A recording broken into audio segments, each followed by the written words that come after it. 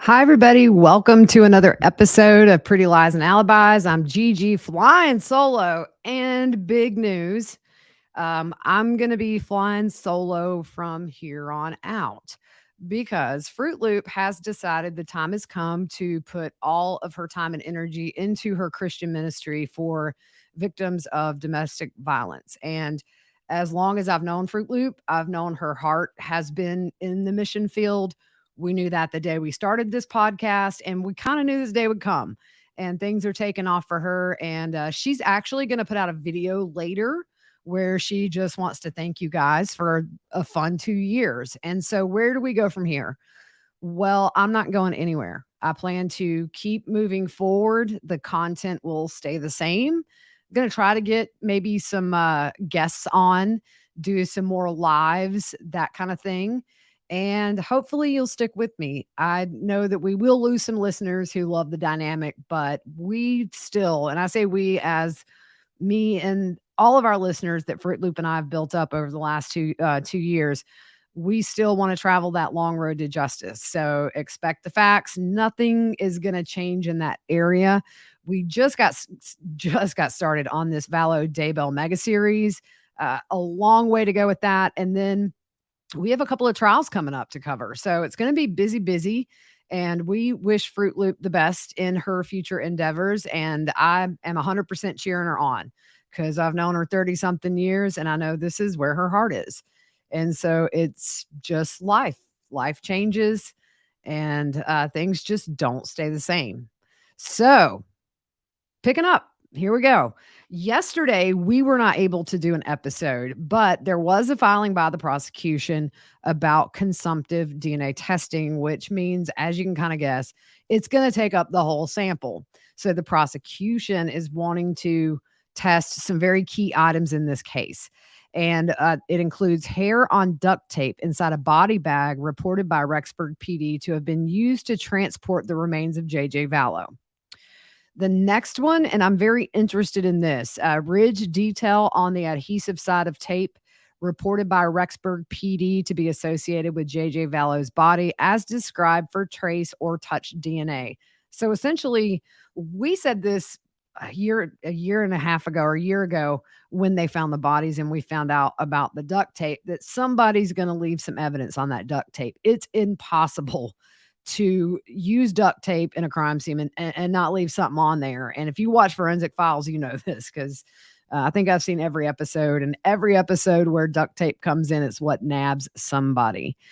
So they also want to test some small and dark spots on the handle of a shovel and also a pickaxe reported by Rexburg PD to have been recovered from a garage or a barn. Now, we know that Tylee was dismembered, and I've often wondered where that happened. And the only thing that I can come up with is that barn. It says here the state does not intend to consume each of these spots, but to consume a sufficient amount to determine if they contain human DNA and or any profile. They want to test swabs of tape, which are areas associated with items 11 and 13, evidence identified in report number 13, which means nothing to me. That's all very technical, and we don't have that information. And the last thing that they want to test are swabs reported by the Rexburg PD to be from Joshua J. Vallow's right hand fingernails and reported to have been obtained during his autopsy. And a lot of people have wondered why it took this long to test this stuff, but it goes back to Lori being incompetent. So her defense team could not file anything on her behalf while she was incompetent. And I think that's probably the reason we're seeing this just now coming back up. I expect the defense is going to totally object to this. We'll have a hearing on that, kind of sooner than later. Um, and so we're just going to jump back into the document dump, the mega series. We left off where Charles had come back home. His truck was missing. She had taken $35,000. And I went over the body cam footage of when he returned home, only to find he had been locked out. But here's my thing. I was reading the document dump yesterday, getting stuff for the series. I mean, it's nonstop. It's been 12 to 14 hours a day for weeks getting this stuff together. And, you go and we're fast forwarding a bit in the case, but if Lori was so sure that all this stuff was true, why was she so terrified of Charles and Adam confronting her?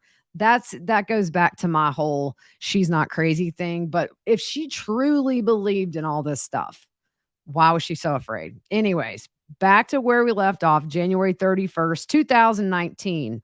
So at 7:25 a.m., Charles texts Lori, "Your phone is active. I want no trouble. Just let me have my truck and clothes and I'll leave.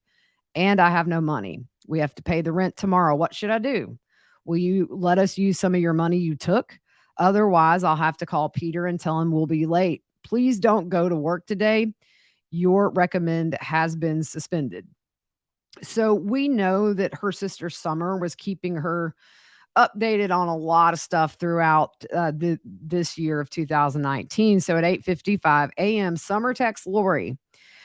She says he talked to Jeff and Mimi this morning. I think Mimi is their mother. I believe Jeff is her husband. And told them that you left him and that he called the police. And if they track you down, they are to take you in for a psych eval. He told Mimi that he had someone from the stake presidency listening in on a conversation you had with him where you told him you would kill him and that you're married to Moroni and whoever was listening was going to have your recommend suspended until they talk to you. So I just want you to know what we're hearing on our end. I just want you to know that I support you 100%. I'm here if there's anything I can do for you to help. The fact he would try to get your recommend suspended shows extreme evil and malicious intent. I know you have help from the other side. I know you're being inspired to know what to do, and you are prepared to do your mission. I support you. I love you. I'm here for you. I'm sorry you have to go through all this crap. If you guys remember, Lori had very quickly, after she texted Charles, or maybe even before, said, "Hey, if Charles texts you, don't respond back." And remember, she had told them he had been cheating and supporting two women. And so you see how her family obviously believed everything she said. So at 9:09 a.m., same day, while Lori is inside taking JJ to school, Charles gets Lori's purse from her car. And he did it really to force her to stay there and be picked up for that psych hold that he had gotten the order for late the night before. But Lori had an extra set of keys. And so Charles actually finds the hotel that Lori is staying at. And the exchange with police is caught on body cam. We have it on our YouTube page. You can find it. So this is before JJ gets out of school when he has this interaction with the cops. And there's a female cop there and a couple of male cops. So the female cop asks what's going on. Why is she staying here and you're not with her? So Charles says, long story short, she's had a break from reality. And he asks the cop if she's LDS. And she says yes. So Charles says she thinks she's married to Moroni. She's had multiple probations and she knows when the second coming is happening. She says she meets Moroni and Jesus Christ face to face in the temple every day. He says he's tried to support her as best he could, but it's gotten really bad lately. And he tells her about Ned Schneider, who has supposedly taken over his body, according to Lori and Chad and all the wackadoodles. And she said, I'm going to kill you. You're going to be murdered today or tomorrow, and I can do it with my priesthood powers. He tells the female cop she does priesthood blessings, and the female cop's like, who's Nick Schneider? And Charles says, well, that's who I'm supposed to be. He says, I have a 6-year-old son who has special needs, and he's in school, but she knows I'm here, so she will go get him. And the female cop asks what kind of car Lori's driving, and Charles says a black Infiniti, which is actually registered to him. And he says he's looked in the parking lot, the car's not there. The other cop asks for the license plate of the Infiniti that Lori is driving. So Charles tells him, and then he also adds on there, it's a handicap plate for JJ. And we learned in the past that JJ maybe sometimes would take off in parking lots, which, as we know, is not safe. So Charles says he's going to go ask if he can go inside Lori's room and he'll be right back. So at this point, the female cop is on the phone talking to someone saying they haven't been able to get a hold of her and they're waiting on them for paperwork. And waiting on them, I believe, kind of watching this, they're waiting on other officers to bring them that paperwork. So once she's off the phone, Charles is still inside that hotel. And she asked the other cop standing there, well, if his truck is gone, how did he get here? The other cop's like, I have no clue. So she asked where Charles went, and the officer said to see if he could get into that room.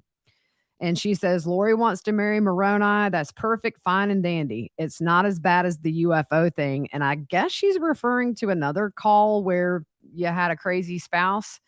Um, Man, I tell you, cops must see and hear some crazy stuff. I would not want to be in their shoes. Real quick, going to take a break for this week's paid sponsor. Take action today for a healthier tomorrow with Everlywell. Their at-home lab tests and vitamins and supplements can help you get the knowledge and support you need so you become a healthier you. Everlywell is digital healthcare designed for you, all at an affordable and transparent price. With over 30 at home lab tests, you'll be able to choose the test that makes the most sense for you, get the answers you need, like the women's health test or food sensitivity test. Everlywell is digital healthcare. It's so easy. The results come to your phone as soon as they get it. They also have high quality vitamins and supplements to support your overall health. You can choose from a variety of options, including vitamin D3 and omega-3 fish oil. So here's how it works. Everlywell ships products straight to you with everything needed in one package. To take your at-home lab test, simply collect your sample and use the included prepaid shipping label to mail your test back to a certified lab. Your physician reviewed results will get sent to your phone or device in just days. Mine was a little low on the female hormone. So, and you can share the results with your primary care physician, as I did, to help guide next steps. If you order vitamins and supplements, you can start adding them to your daily routine right away. So it's simple. Over 1 million people have trusted Everlywell to support their health and wellness goals, and you should too. And for listeners of the show, Everlywell is offering a special discount of 20% off an at-home lab test at everlywell.com/whattheworld. That's everlywell.com/whattheworld for 20% off your next at-home lab. That's everlywell.com/whattheworld. So let's get back to this body cam video. So Charles comes back out and he explains the money she took. Remember, it was $35,000. He said he never thought she would do anything like this. He says that she has scared the crap out of him. And the female cop asks if he can track her location with his iPhone. And he said that's her phone. So he had possession of her phone. And the cop asked how he got it. And he said it was in her car at the school. He said he took her keys so she couldn't leave, but somehow she had another set of keys and her wallet. He thought it would have the key to the hotel room, which it did. So Charles asks if they can go in the room with him to see if she's there. And the female cop says they're not allowed to just go in there. She says they're waiting on their sergeant since they have a pickup order and they can knock on the door, but they have to have that paperwork in hand and then they can take her. Remember, it was supposed to be an involuntary 72-hour hold, which she gets out in a matter of hours, then goes on to brag to Melanie Gibbs she aced the test. Anyways, so Charles explains that here's how he thinks it should work. You know, Lori's going to pick JJ up from school, and then the cops can be there when she does that to take her to Community Bridges. And one officer tells Charles that he needs to be real careful following her around. And Charles says, I'm not doing that. The officer says, well, we're at her hotel. And Charles explains that he's not trying to be irrational. He just wants her to get help. And this is so sad to me. And this speaks volumes. He says, she is my wife. I love her to death. I don't want to hurt her. I don't want her to hurt anyone else. And I mean, you know, looking back, let's see, over 3 years later, you see back in January 2019, Charles knew she was capable of hurting him and other people, including the kids. So the female officer says, she took your car. What are you driving now? And Charles says, a friend's car. And then he said, I don't know where my truck is. She took it. I suspect she took it because she knows where I park it at the airport. I came back last night. It's gone. And he also says all of his clothes are gone from the house.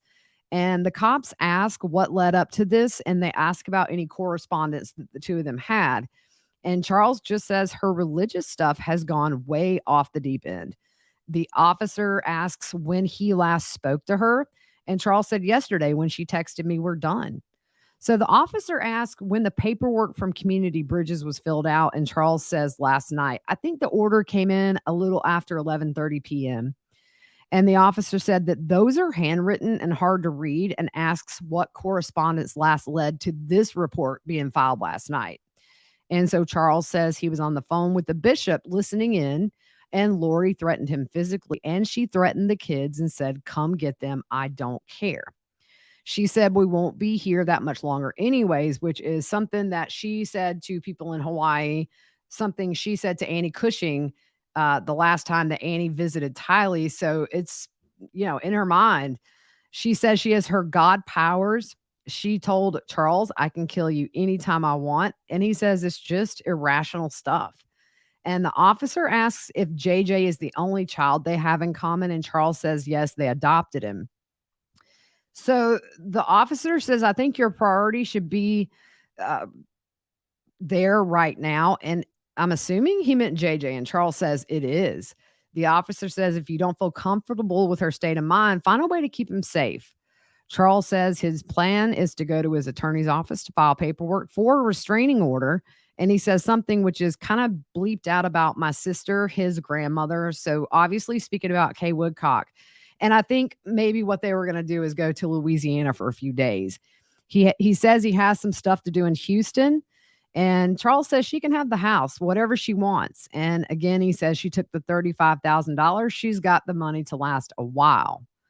So the officer then says, "I want to give you a little advice. Consult with your attorney, but you don't necessarily want to remove the child from the state for too long." And Charles says it won't be long, maybe 4 to 5 days. And the officer says there's two sides to every story. And oftentimes when they contact that other half, they're totally rational with him. And we know Lori's kind of famous for this. The police footage after Charles is murdered, I mean, she seems rational. And outside of the car, oddly enough, no emotion, but rational. Every time we've seen her on any kind of police cam or heard her, including the welfare check, she seems rational. So Charles says that he will tell Lori she's going to Community Bridges. And the officer says you want to be careful not to deny her access to JJ. Charles says he wouldn't do that. All this is about JJ and not about Charles and Lori, which any reasonable parent would assume. So the officer says that the commitment papers aren't arrest warrants, and they have to be careful how much force they put into it. So Charles says he's got to go to the bank to try and stop the cashier's checks, and tells the cops, "I've got $200 and payroll is $8,000 on Friday." Charles says Lori will be at the school in and out to get JJ. And the officer says, if she's as irrational as you say, I would get him out and prevent that from happening. And Charles says he may do that, but it's the only place he knows Lori will be. And he says she needs help. She needs serious help. I want to get her help. I'm worried about her. He also says, I don't think we'll survive this, but she needs help. I think that's the only place we'll find her, which is picking up JJ. And the officer says, if you see her, you can call us. And Charles says, look, if she picks up JJ at 3:45, she's in and out, and it takes you guys 20 minutes to get there. And the officer says, well, we're not going to do a sting operation. And Charles says it's not a sting. Charles shakes all of the officers' hand in a very gentle and kind way, I might add, and says he really appreciates it. And the female officer says, good luck. So this is just something that flew all over me. In the report, the cop says that Charles's demeanor was strange for someone in his circumstances, and was more concerned about the legalities about the money she withdrew than her, and he put in quotes, alleged incoherence. In the report, it also says he expressed a desire to leave quickly and handle financial matters at the bank. I pointed out to Charles that he said Lori was unstable. Charles didn't seem concerned with his child's welfare and said the child could stay in school and perhaps we could catch Lori. He left to go to the bank. So that's all with the body cam footage. And you see just even the facial expressions of some of these cops, they weren't taking him seriously. And it's really, really sad in hindsight to watch this, because we know what ultimately happens and why we're waiting on this trial in January. So anyways, I appreciate you guys. I hope you'll stick with me as we continue to move forward. Wish Fruit Loop nothing but the best, 100% on her mission work, where her heart is. And so if you have any suggestions of what you'd like to see on the podcast with me moving forward solo, drop it in the comments. Don't forget to like and subscribe and share. And I'm listening. So hopefully we'll have some guests on, do a lot more lives too. Really quick interactive lives. I think they're fun. So we'll just mix it up a bit, but we're going to keep on keeping on with the same content that you guys know and trust. All right, guys, we'll see you soon.